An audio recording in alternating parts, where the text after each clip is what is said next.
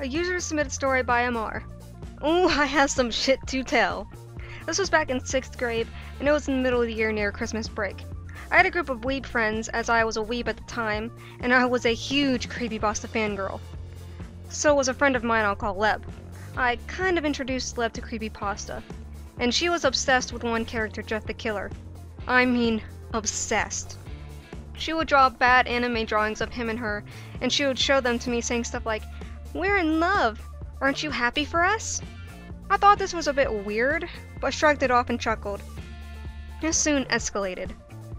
She came in a few days later saying Jeff the Killer came to my window and wrote a letter to her. I looked at her and I was gullible then. She pulled out a piece of folded notebook paper and gave it to me. "Here it is." I opened it and there was writing, and now I presume was her just writing to herself back and forth. "Jeff's handwriting is cursive, isn't it pretty?" she said. I nodded and then asked, "Can I write to him?" I pulled out a pencil. She quickly snatched the paper away. "No! It won't work. He won't know who you are." I was shocked by the sudden outburst. "I'll tell him to come visit you." Leb put the paper away in her binder. My other weeb friend, Aya, asked, "Can you tell him to come visit me too?" "Sure! I'll tell him to come visit you both." No joke, that night I seriously waited for that fictional son of a bitch. I thought he was real. Back then, of course, I was very gullible. The next morning I came in and Leb and Aya were sitting down giggling and talking or something. "Did he visit you?" she asked. "Yeah, he's nicer. He doesn't seem to be a serial killer," Aya replied.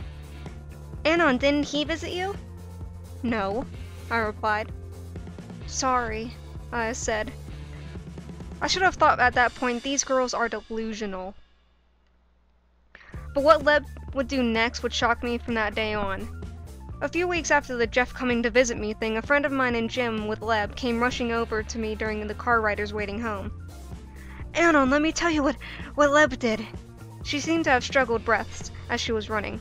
"What?" It sounded serious, and indeed it was, and I would never forget it. It was beginning of gym class, where they were getting ready in the locker room. Leb was waiting for this girl that she was enemies with to come out from changing. Behind her back she had a small pocket knife, or less. As my friend told me, as soon as the girl came out of the stall, Leb grabbed her hand. "Let go!" the girl yelled. "No, Jeff is telling me to stab you!"